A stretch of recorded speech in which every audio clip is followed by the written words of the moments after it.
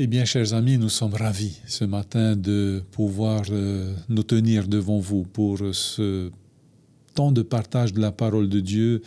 Eh bien, nous sommes ravis de pouvoir communiquer avec vous, de pouvoir expliquer cette parole de Dieu, tenter en tous les cas d'en découvrir tous les coins et les recoins. Et nous savons que il y aura certaines choses que nous ne saurons jamais. C'est au ciel que nous aurons toutes les réponses à toutes nos questions. Et c'est ce que nous avons vu le trimestre dernier.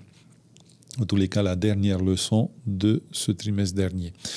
Eh bien, chers amis, aujourd'hui, je suis heureux d'accueillir notre technicien, voilà, Mauna, qui est là jour après jour.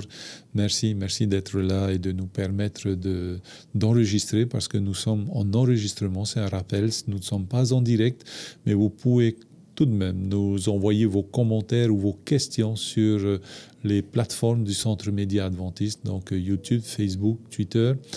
Eh bien, à vous toutes, vous tous qui nous suivez depuis ces plateformes et depuis aussi les ondes de la radio, la Voix de l'Espérance, nous voulons vous souhaiter une très cordiale, une très chaleureuse bienvenue ce matin et que le Seigneur puisse vous accompagner, que le Seigneur puisse vous donner envie d'étudier sa parole, de le connaître de mieux en mieux. Voilà, et ensuite, j'aimerais souhaiter la bienvenue aussi à nos pasteurs. Donc, Pasteur Imana, bienvenue à toi, donc de Rayatea, bienvenue à toi ce matin. Nous sommes ravis à chaque rencontre, en tous les cas, et à chaque partage de t'avoir, de vous avoir. Et merci infiniment de ta présence ce matin et des apports que tu nous donneras aujourd'hui. Lorana, mon frère Georges, bien, le plaisir est pour moi, hein, c'est vraiment une joie d'être parmi nous ce matin. J'aimerais également t'adresser la bienvenue ce matin et saluer bien toute l'équipe qui est avec nous et nos fidèles auditeurs, auditrices. Merci beaucoup, Pasteur Imana. Ensuite, nous avons Pasteur Clive. Bonjour, Pasteur Clive. Heureux de te revoir ce matin. Merci beaucoup d'avoir répondu à l'appel de ce matin et surtout, merci pour le partage, pour les apports que tu nous donneras aujourd'hui au travers de tes réponses. Merci infiniment d'être là. Bonjour Georges, bonjour et merci beaucoup pour cette bienvenue. Et j'aimerais également saluer toutes celles et ceux qui nous suivent ce matin. Merci beaucoup, hein, Pasteur Clave. Tēnei ne hartatou I taha e ti o tatatau aito orometua Didier maruru pe orometua Didier to tatou wharere ai te pupui maruru tapapara mai tatou haru at I pupui e maruru ono ta oe mau pahonora a tatou mawira maruru. E maruru ia oe Josa o ia mau te I pupui nei. Ai ora na pato ta o prore ai to e taro tu ai to e ai tara te fai te to ira mai ya o mai ta ora ta. Ok, merci. Maruru mai te orometua Didier. Hein? Eh bien, nous allons, et pour les tatou, et nato tatou orometua Didier, fautume tatou pour maruru mai te orometua. Tomato metua, maruru mai te ia oi, no te pana apita oi horo mai.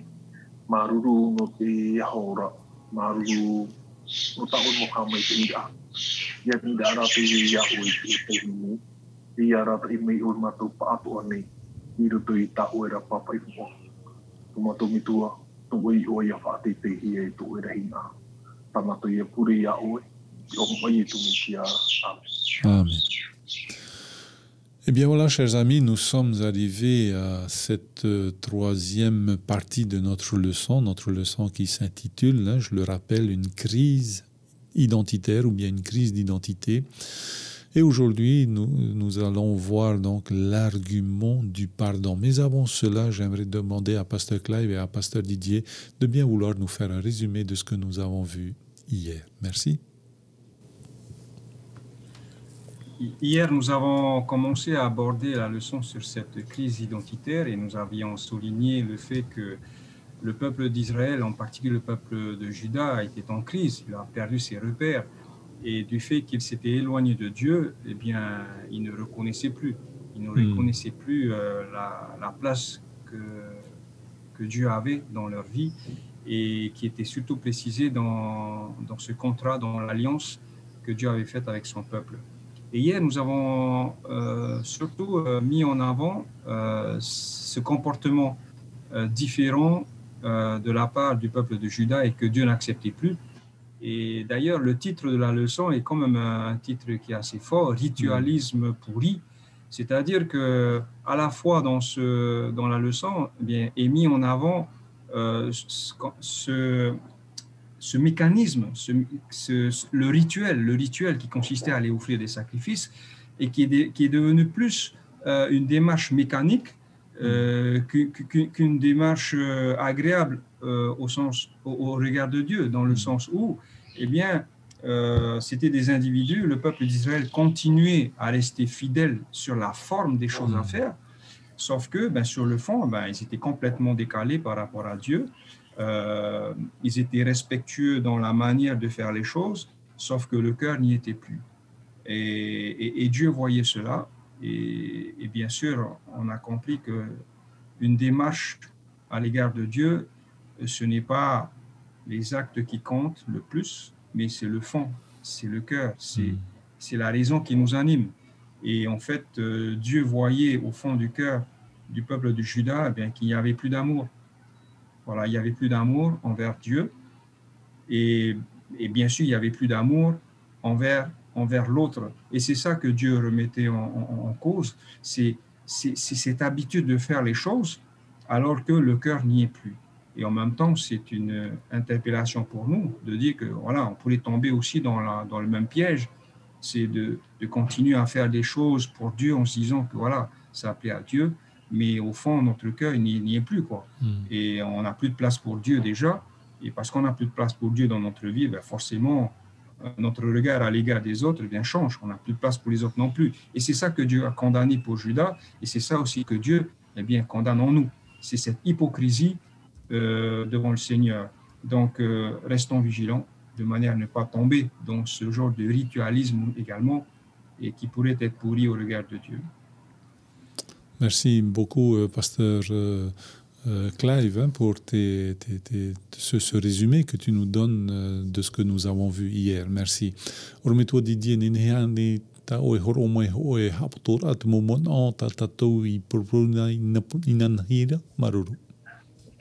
O ia mau ina nei o hi o mai tato pro no chamurira i te hiara i te ne ane chamurira te fatikura hora to te kupura ki tutia e ro veira te hepa o tara to I hap I te momitu I te meara e te wahira e tafi hiara I te meara e te rere I maruru hi te tu no te a tairoa no te mea I te hare turara to kupu ki tutia e muri mai I o ki nami te hui wa te tahana o ahaura te hupa tarato I mātou nei tarawena te moharato tarato I rawena e te ite hiara e o te maru o reira te whiwhi no te ahau e o reira e tāpēni o te hamuri ramo tā te atua hina aro I tōna ranu nā I te mea raho I e taraparau rei tai e tui parau hina aro tō atura I hofa mato a ahau ato mato marko mato pue mato warua e hi o nahi a tō oe tātara tō oe tāta uara tō oe tāta hare tu e I ue te atua Ihara te tutia nā muaroa o oera ia tāpai ato I uto I te nā whanora e ia te ama o ia te ane ue te atua e te upe I te tupu tarato I o mui ngā hei I te meare a te tiri de maruru I te atua I tōna I honu no tarato mo peu ato I rawena I tora la tau. Ok, maru mai te oro me tua Didier, no ta oe te I hapotora ta mono ta oe no tato te pepe nei. Alors, pasteur Imana, nous avons vu déjà hier ou avant-hier ce plaidoyer donc de Jésus que Dieu nous invite à avoir avec lui. Alors nous l'avons vu de manière générale, mais là on va essayer de le décortiquer un peu. Ésaïe chapitre 1 verset 18, nous lisons « Venez et plaidons, dit l'Éternel, ô venez, ou bien ô venez et débattons nos droits, dans une autre version. Si vos péchés sont comme le cramoisi, ils deviendront blancs comme la neige. S'ils sont rouges comme la pourpre, ils deviendront comme la laine. Alors, venez, donc c'est une invitation. Lorsque j'entends, je lis venez, c'est une invitation. J'entends donc cette invitation de Dieu malgré tout. Depuis lundi, nous parlons donc de cette dépravation du peuple de Juda. Il s'est éloigné de Dieu, il a péché et Dieu est toujours là et il l'appelle. Comment expliquer ce Dieu qui, malgré les infidélités de son Église, de son peuple, eh bien Dieu appelle toujours et encore. Merci beaucoup, Pasteur Aymana.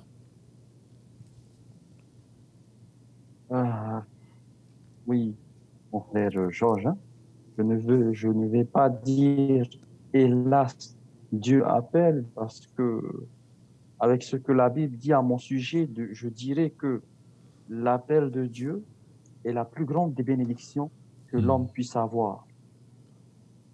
Dieu appelle. Mais maintenant, la réponse à cet appel, c'est à moi de le faire.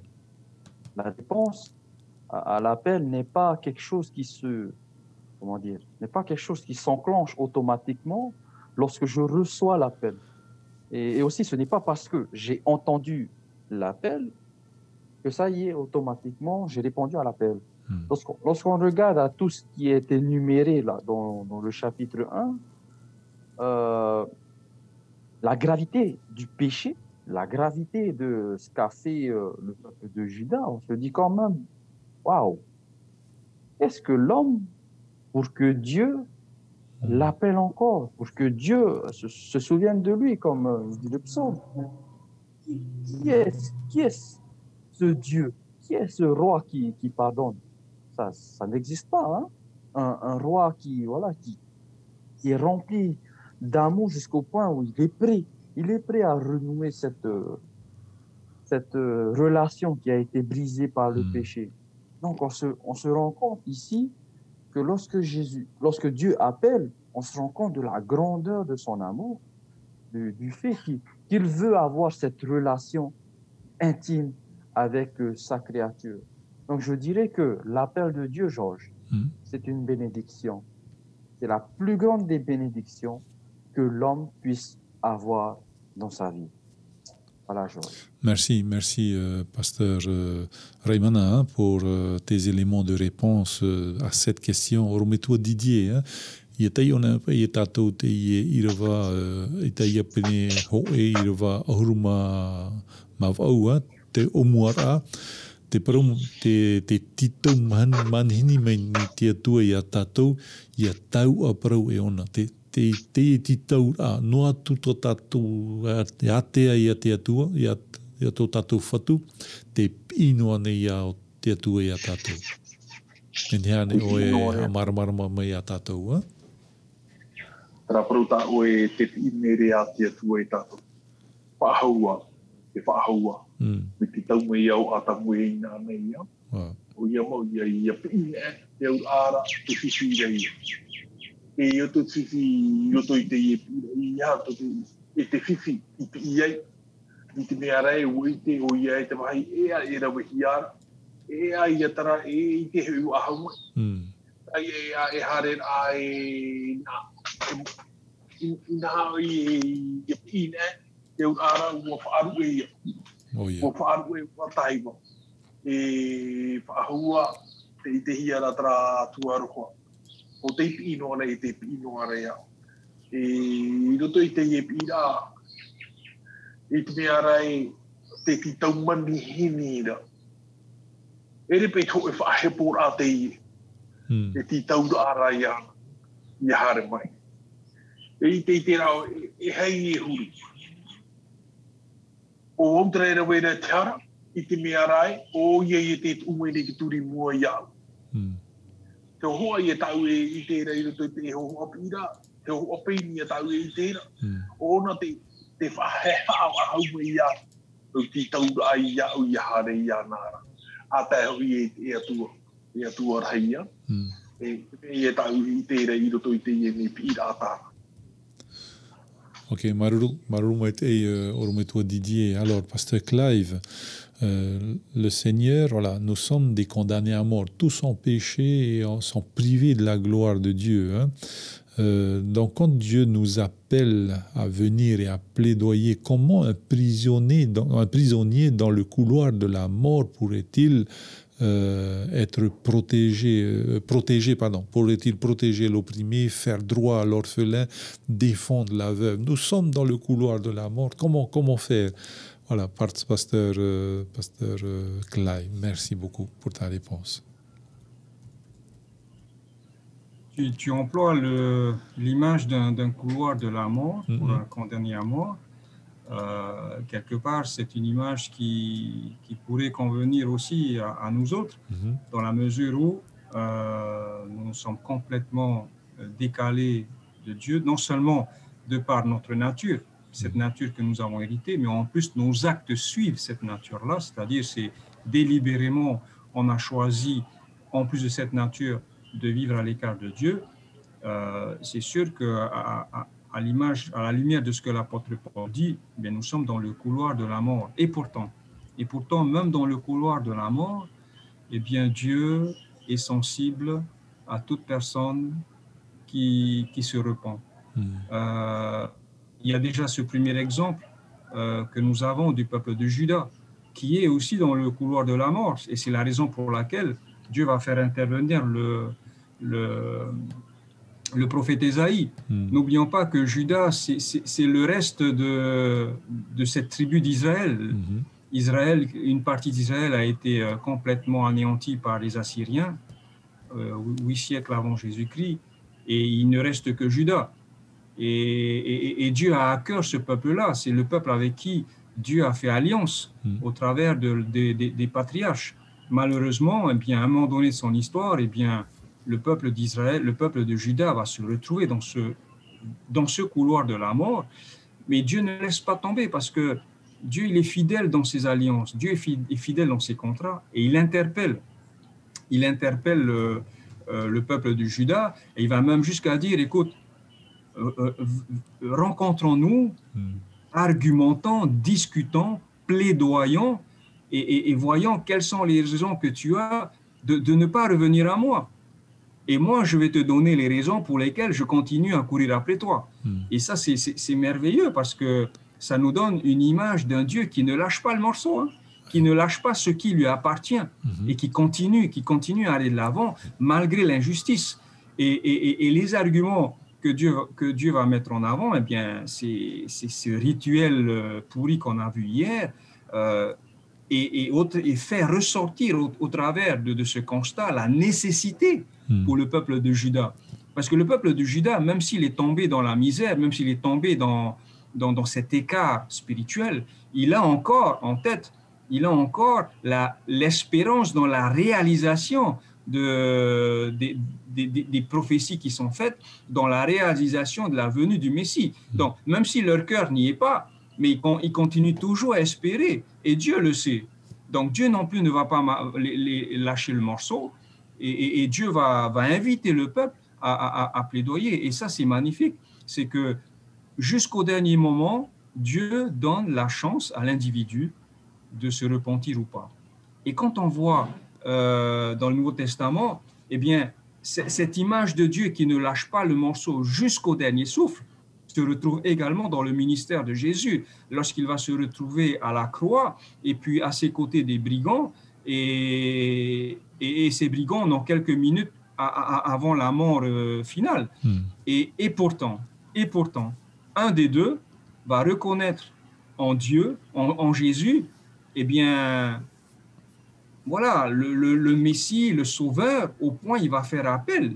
En fait, il va présenter son plaidoyer, il va présenter son argument en disant, Seigneur, voilà où j'en suis. Écoute, souviens-toi simplement de moi lorsque tu seras dans ton royaume. Et Jésus va dire, Dieu va parler au travers de Jésus en disant, eh bien, je te le dis aujourd'hui, tu seras avec moi dans le paradis. Jusqu'au dernier moment, eh bien, Dieu a permis à cet individu de décider de le suivre ou pas. Eh bien, c'est cette même image qui transparaît au travers de ce texte que nous voyons. C'est vraiment un Dieu qui ne veut pas abandonner les choses. En fait, c'est un Dieu qui ne veut pas avoir le mot final. C'est un Dieu qui nous laisse le mot final. C'est à nous de décider. On le décide, tant mieux. On décide autrement, eh ben, ça sera le choix qu'on aura fait. En tout cas, cet aspect de Dieu tel qu'il est présenté dans le texte biblique, c'est vraiment une image positive de Dieu et non pas une image négative de Dieu qu'on a souvent dépeinte. Cette image d'un Dieu qui est en colère et qui au moindre faux mouvement, eh bien, il punit. Non, mais c'est un Dieu juste parce qu'il ne laisse pas le péché passer. C'est un Dieu juste. Toutefois, c'est aussi un Dieu rempli d'amour qui ne veut qu'aucun périsse, mais qui veut que tous arrivent à la repentance. Et ça ressort également de ce texte. Dieu ne veut pas lâcher le peuple de Juda. Il veut discuter, il veut argumenter, et il veut que le peuple de Juda comprenne que voilà, le peuple de Juda a énormément de valeur à ses yeux et il va tout faire pour le sauver. Maintenant, est-ce que le peuple de Juda va accepter? Et là, ça revient entre les mains du peuple, c'est à eux de décider. Merci beaucoup, Pasteur Clive, hein, pour tes réponses, hein, tes éléments de réponse. Merci. Ormetua Didier, rotopai te noho irawa, te nahep e tatou, mau auri, nenhep e aupuru, nenhe anei fatiti eifero, nenhe anei hare turu tut mau fea veve anei mo vahine ivi na hea pai tatou a fea mau auri maruru mai te olumitua Didier. Ma aho ata oe aho i wei te i ta oe aho anei ia i te mea rei ai taho e rau e aho e ia mau ki ta e ai e ira toi ki ta ata e te atua te atua tata toi haa morini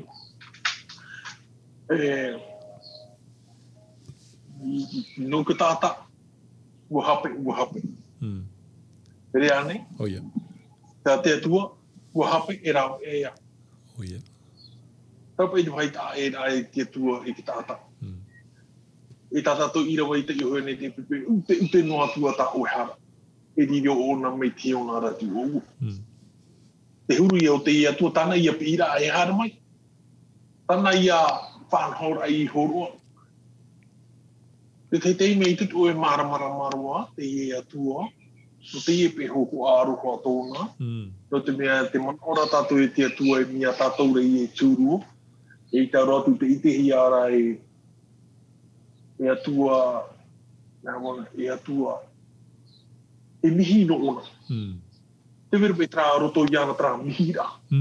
Te mea ara e mi tō e metu ara te e tūru. No tō e tamatana. E o i te au e aita tutana mihira arhei. Mautira te e tamari o te taiu arhei. Mautira te tamari i noro a te ria tana man on arhei. Te mea re te ia te e hoho a parau i roto te ie whahoho ara ta oe. E roto te ie pira atana, te i te hiara e i taro atu o ne wharu ea. Hare ro ki te me, i te mea rai te ti eino ara ona i ta oe pahono ra. Hare no atu ora no ai oe te ora na, rawe no ai oe tana mo ta oe mo pope, tana ra pira ai te pone wha e te patoto. Te hare re patoto ra pau ai e mahana. E taero atu ki te me wuwha i oe ai tara. A tire i e warawe rauna i tana whanhora. Me te vai pāpura i roto i tana pira. Ina arora arhei hoa tōna i te tata i a whariu mai i ana. Me ta e te tēra o e pararapene horuma o waua. I rau toru horuma piti ore o umaruru ai e wheno ai tō e paramera i e hoa. No reira a whariu mai i aora. Maruru Ormetua Didier, tau e mō pahonora, i te iuira a tatou. Alors, Pasteur Raimana, nous avons une autre question ici, c'est la suite en fait du verset. Quand venez et plaidant, donc plaidant ou bien de plaidoyant ou bien débattant nos droits. Eh bien, nous sommes dans un tribunal, là. Pasteur Aymana, ça fait peur, n'est-ce pas? Ou bien ça libère? Quel sens donner donc à cette invitation à venir dans un tribunal et quel est le but donc de venir dans ce tribunal et de discuter, de plaidoyer avec Dieu? Merci beaucoup. C'est vrai que l'on peut avoir cette impression, hein.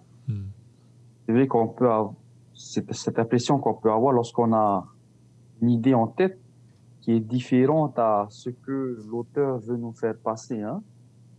C'est comme par exemple, je dis pour le livre de l'Apocalypse, beaucoup de gens ont peur de ce livre parce que ça parle de la fin du monde, ça parle de bêtes différentes, bêtes affreuses, etc.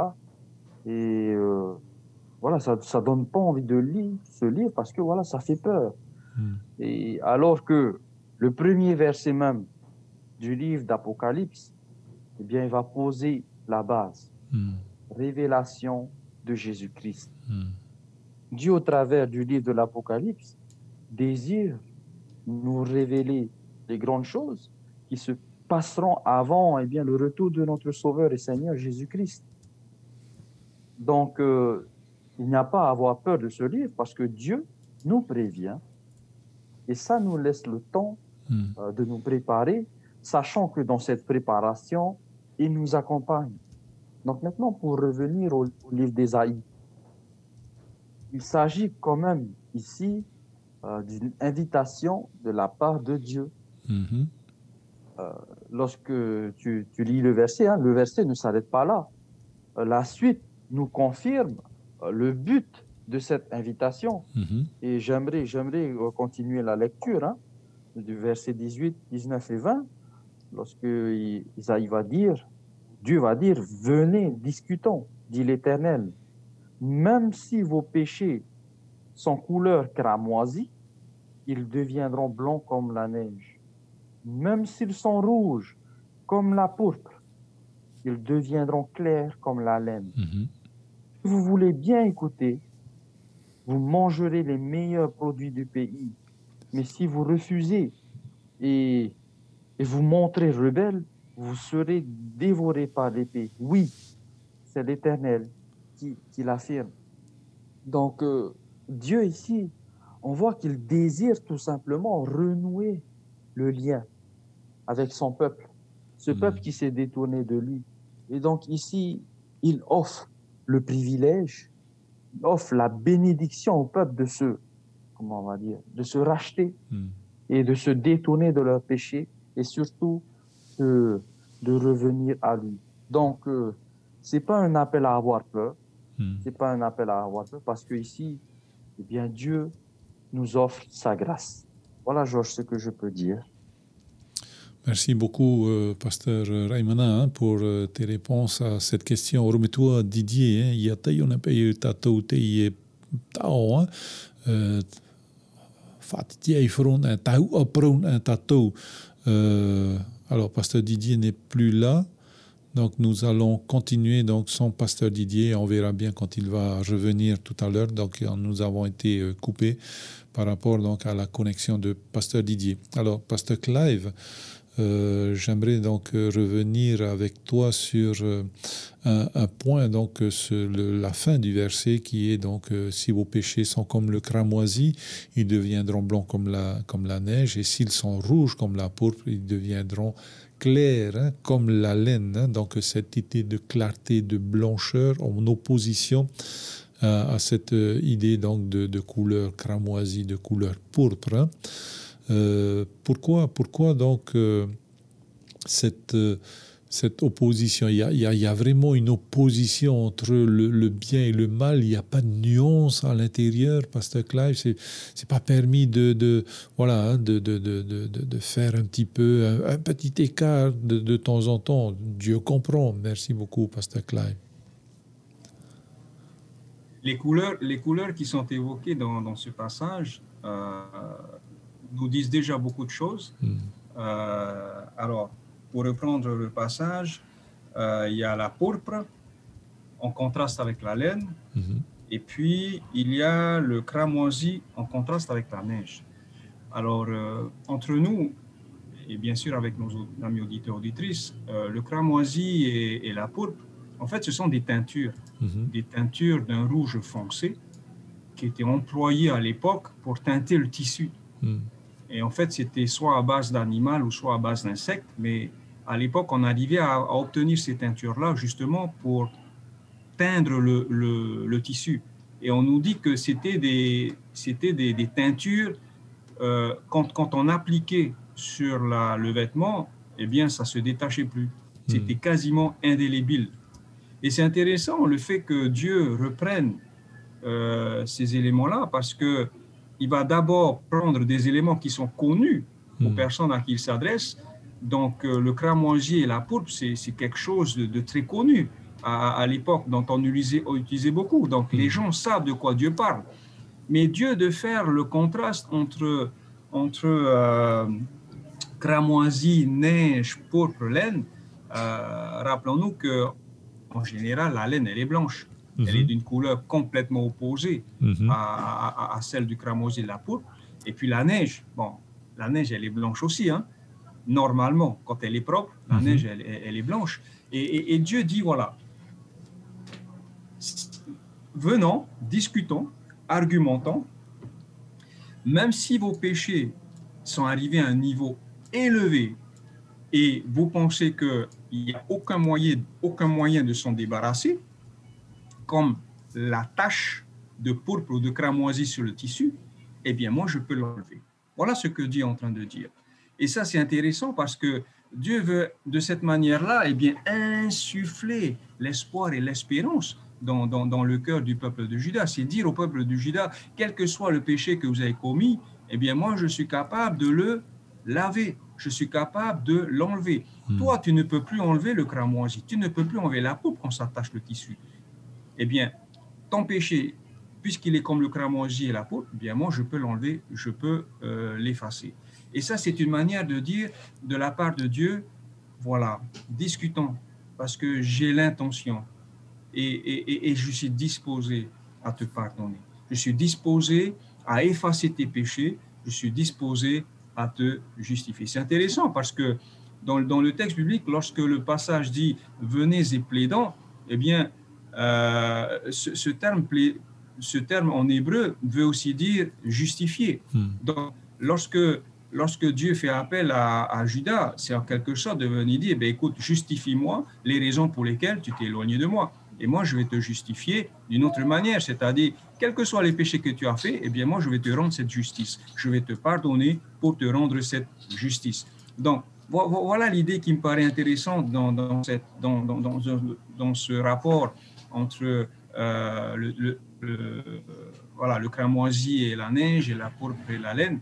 Mais c'est vraiment, en fait, Dieu veut dire la même chose. Je suis disposé, quels que soient vos péchés, à vous pardonner. Et ça, c'est réconfortant pour nous aussi. Parce que quelque part, on n'est pas mieux qu'Israël ou que Juda. On a aussi nous avons aussi une certaine nature. Mais le Seigneur veut nous dire qu'au-delà de cette nature de pécheur que nous avons et des péchés que nous avons commis, il n'y a pas un seul péché que je ne puisse effacer. Et Dieu l'a montré à ce larron sur la croix. En parlant du larron sur la croix, Dieu n'a pas cherché, Dieu connaît les péchés, Dieu connaissait les erreurs de cet individu-là. Ça a été son opportunité et Dieu l'a accueilli pleinement puisqu'il s'est confessé. Et c'est exactement l'idée qui apparaît dans ce passage et aussi un appel à nous. Donc voilà à peu près, Georges, ce que je peux apporter concernant cette question. Ok, merci beaucoup, pasteur Clive, pour ces éléments de réponse que tu nous donnes. Bon, nous n'avons toujours pas pasteur Didier, nous allons continuer et nous voulons remercier le Seigneur des deux pasteurs qui sont restés. Voilà. Alors, comment arriver? Alors, le Seigneur nous offre le pardon. Dieu nous offre son pardon, dans cette transformation de couleur indélébile que Pasteur Clive vient de nous citer, de nous dire, hein. Cette couleur indélébile, eh bien, Dieu va faire en sorte qu'elle sera, eh bien, enlevée, effacée. Comment arriver à ce stade de purification? Est-ce que c'est un stade de perfection? Voilà. Est-ce qu'il y a quelle est la différence entre purification, perfection, pardon, voilà, hein? Est-ce que ce sont des mots qui se ressemblent ou bien c'est vraiment précis et distinct? Merci beaucoup, Pasteur Aymana. Merci à toi, Georges, pour cette question, hein. Donc, le pasteur Clive l'a si bien évoqué, hein. Lorsqu'on parle de cramoisi, lorsqu'on parle de couleur pourpre, hein, on a bien évoqué le fait que, voilà, le cramoisi, c'est cette peinture rouge foncé qui laisse des taches quasi ineffaçables sur le vêtement, hein.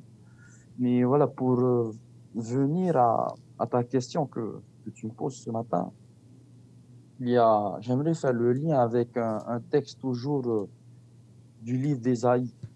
Ésaïe au chapitre 59, versets 1 et 2. Alors, c'est un verset très connu que je vais lire avec nous ce matin. Voici ce qu'il est dit. Ésaïe 59, verset 1.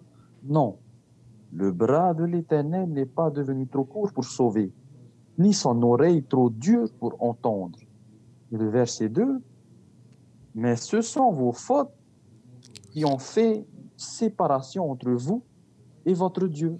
Ce sont vos péchés qui vous l'ont caché et l'ont empêché de vous écouter. Ici, Ésaïe met en évidence un sujet très clair.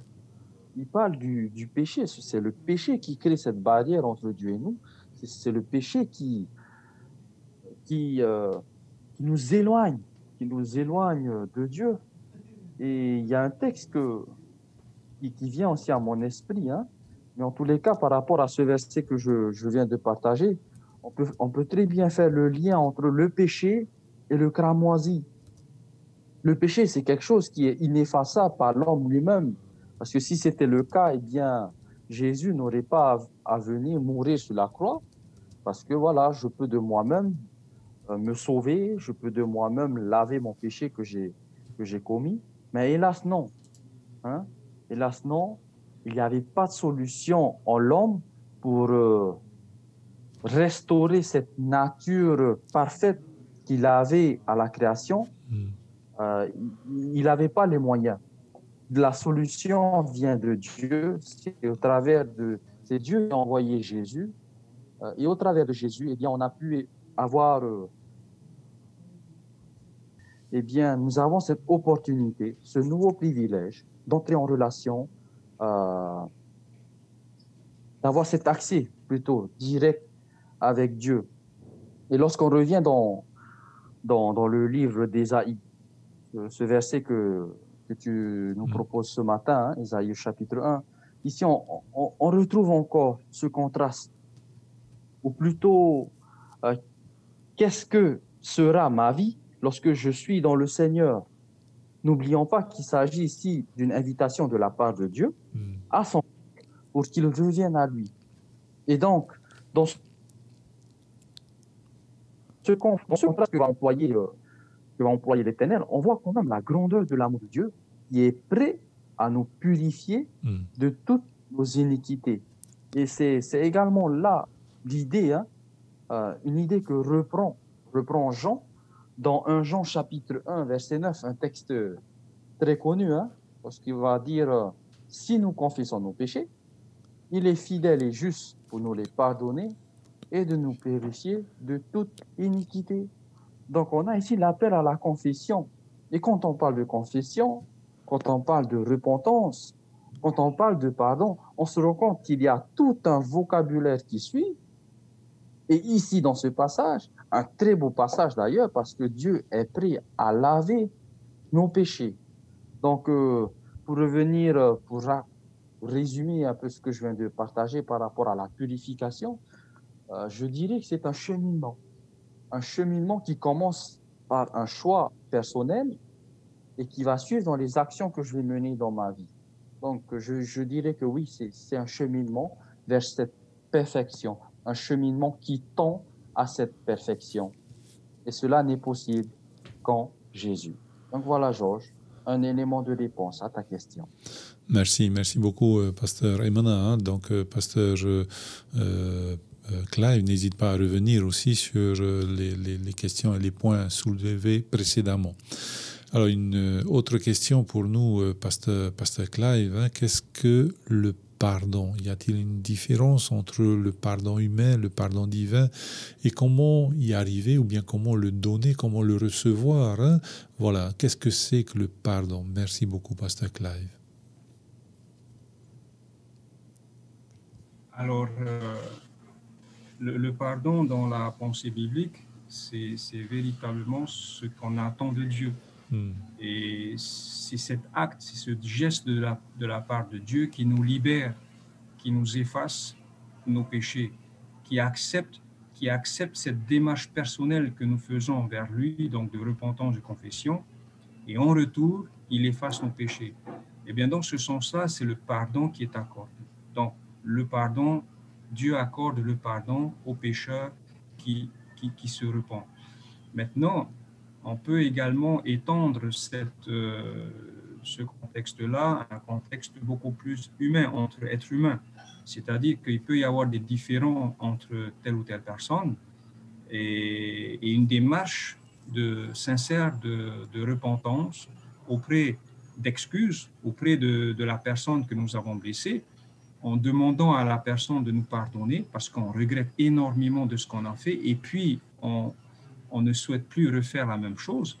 Et en retour, eh bien, la personne, elle nous accorde son pardon, c'est-à-dire que la personne qui a été agressée ou qui a été blessée, eh bien, elle reçoit notre demande, elle accepte notre demande et cette réponse d'acceptation va se traduire par un accord de ne plus retenir cette faute contre toi, contre moi, par exemple. Donc, le pardon, c'est à la fois un acte, c'est un acte en général de libération que l'on va accorder à l'autre, l'autre qui est à l'origine du différend, de la transgression, etc. Et ça va être un acte libérateur, donc on va le libérer de cet acte injuste qu'il ou elle a commis, et en disant, eh bien, écoute, j'accepte ta démarche, donc j'accepte, je te demande, je t'offre mon pardon, et donc en ce sens, je te libère de ce fardeau. Après, donc voilà en gros, d'une manière simple, comment est-ce qu'on peut décrire le pardon.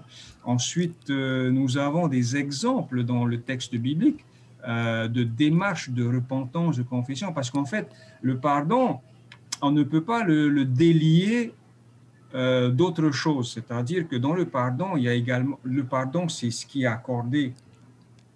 C'est à la fois une démarche de la part de l'agresseur envers la victime, mais c'est aussi une démarche accordée de la part de la victime à l'agresseur, si on peut dire les choses comme ça. Maintenant, on comprend dans le texte biblique, à la lumière de certains exemples, que on ne peut pas dissocier le pardon de deux autres démarches qui sont la confession et la repentance.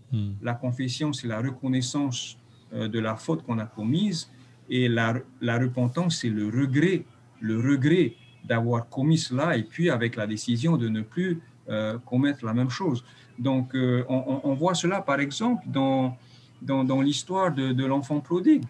Lorsqu'il va quitter son père, eh bien, il va se rendre compte à un moment donné, après avoir dilapidé sa fortune, eh bien, il va se rendre compte qu'en fait, il est tombé vraiment au bas du plus bas, quoi. Et là, il va regretter, il va se repentir au fond de lui-même d'avoir fait cette démarche et d'avoir quitté son père.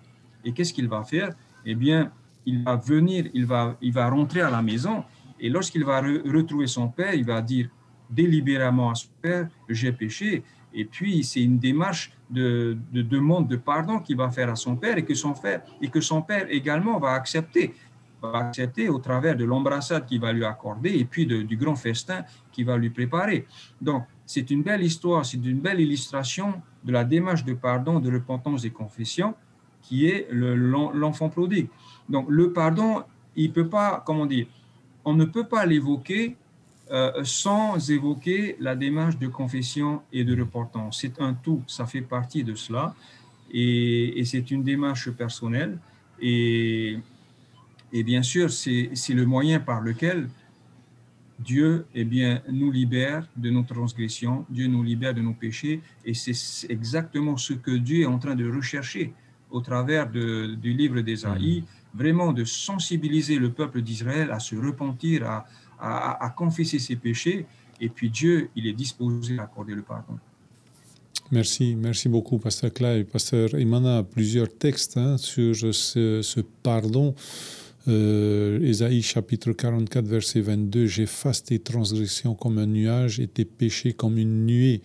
Reviens à moi car je t'ai racheté. Voilà, Dieu a tout mis en œuvre pour le rachat de l'humanité, le rachat de son peuple qui a été usurpé en tous les cas par l'adversaire.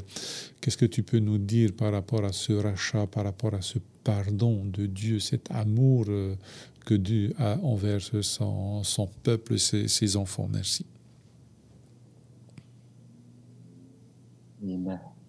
Merci Georges. On parlait de pardon avec le pasteur Clive, et je me dis que lorsque Dieu pardonne, Dieu oublie totalement. Lorsque l'être humain, par contre, pardonne, bien parfois le sujet, dans les années ou dans le temps qui va suivre, il arrive parfois que le sujet refait surface. Et pire encore, lorsqu'on entre en conflit avec la personne concernée, eh bien, on a quand même tendance à reprendre son erreur pour justifier mon opinion par rapport à la personne. Est-ce vraiment là un pardon? Je me pose aussi la question, qu'est-ce qui me permet de juger l'autre personne comme ça? Je ne connais pas son cheminement. Je ne connais pas ce qui s'est passé dans ta vie, dans sa vie par la suite. Voilà, il est entré dans ce processus de restauration dont on parlait tout à l'heure, dont on parlait hier. Peut-être qu'il a choisi Jésus dans sa vie et qu'il est dans ce cheminement avec le Christ. Donc, je me dis que, et je rejoins pleinement ce qu'a évoqué le pasteur Clive, je me dis que le pardon, c'est aussi de ne pas utiliser l'erreur qu'a commis une personne contre elle. C'est aussi ça le pardon, c'est de ne pas utiliser son erreur contre elle. Mais maintenant, qu'est-ce que le pardon de Dieu apporte dans ma vie? C'est une joie de savoir que lorsque Dieu pardonne, il met tout de côté. Lorsque Dieu pardonne, il enfouit tout au fond des océans. C'est une joie. C'est une joie de savoir ça. Ça redonne la vie, ça redonne de l'espérance, mais c'est aussi de la consolation. C'est une consolation de savoir que malgré le fait que j'ai péché, quelle que soit la couleur aussi sombre qu'elle puisse être de mon acte de péché, lorsque Dieu pardonne, il me rend pur comme la neige. Il me rend pur comme la laine. Mais vraiment, il restaure en moi, enfin, il me nettoie complètement. C'est là une motivation, une joie que ça apporte à moi personnellement, parce que sans le pardon de Dieu, je ne suis rien. Sans le pardon de Dieu, eh bien, je ne sais pas comment je pourrais avancer dans ma vie, parce que ce n'est qu'en lui que je trouve cet espoir, ce n'est qu'en lui que je trouve cette grâce. Voilà, Georges, ce que je peux apporter par rapport à cette question. Merci infiniment, Pasteur Imana, pour tes réponses, tes éléments de réponse. Et à présent, j'aimerais, pour le reste de notre temps, en tous les cas pour cet enregistrement, ce temps de partage de la parole de Dieu, eh bien, faire un tour de table avec Pasteur Clive d'abord et ensuite Pasteur Imana. Peut-être un point que nous n'avons pas soulevé ou bien pas assez débattu. Merci beaucoup, Pasteur Clive.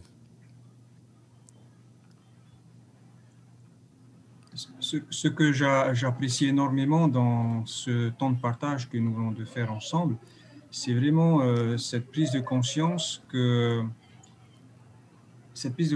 du désir de Dieu. C'est-à-dire que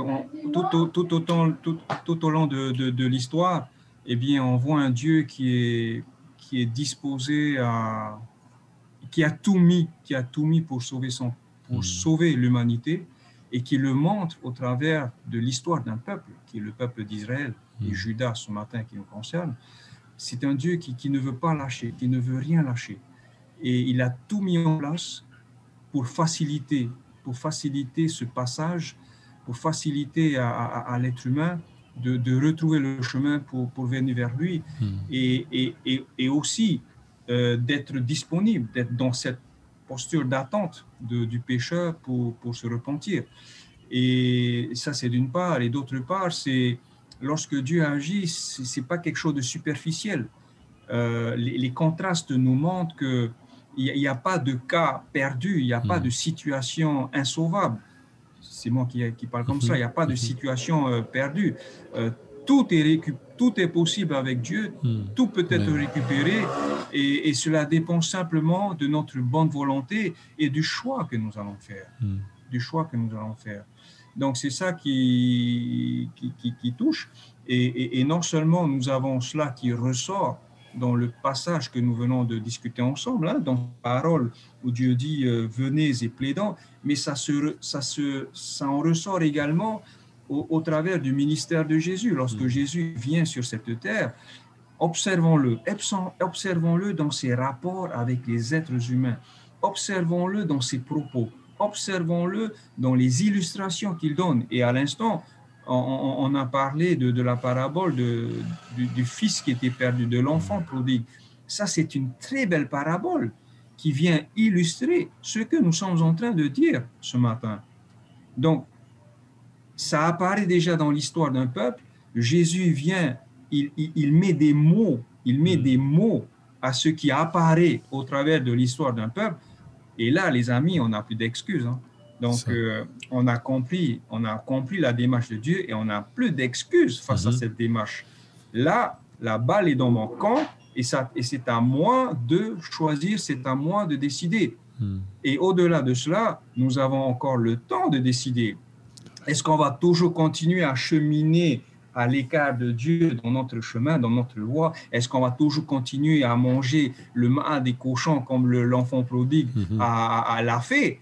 Quand est-ce qu'on va se rendre compte qu'on est nu? Quand est-ce qu'on va se rendre compte qu'on est dépourvu de sens? Quand est-ce qu'on va se rendre compte qu'on a touché le fond? Est-ce qu'il faut aller encore plus loin? Est-ce que c'est la mort qui nous reste?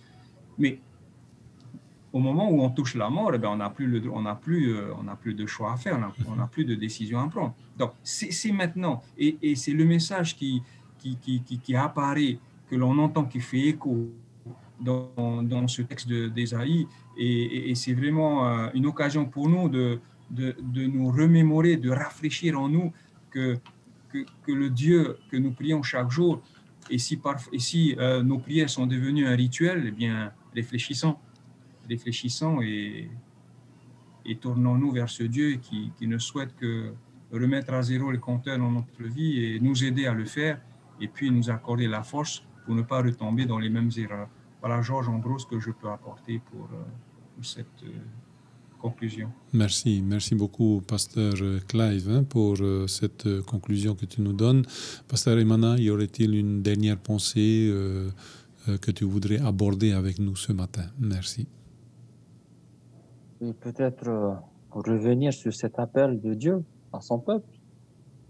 Lorsqu'on parcourt la Bible, du livre de la Genèse jusqu'au livre de l'Apocalypse, on retrouve cet appel constant. Dieu appelle son peuple, Dieu appelle ses enfants à revenir à lui. Et on le voit également au travers du livre de Jonas, on le voit également au travers du livre de Jérémie, d'Ésaïe. Et même lorsque Jésus est venu sur terre, il est quand même venu nous montrer le chemin. Il est quand même venu nous montrer les choses à suivre. Et lorsqu'on vient dans les épîtres de Paul, on nous donne encore une fois des conseils, tout ça pour nous rappeler, pour nous aider à revenir à Dieu. Et je pense que l'appel de Dieu qui a commencé il y a bien longtemps est encore d'actualité aujourd'hui, parce que voilà, nous sommes toujours dans ce monde de ténèbres, dans ce monde de péché.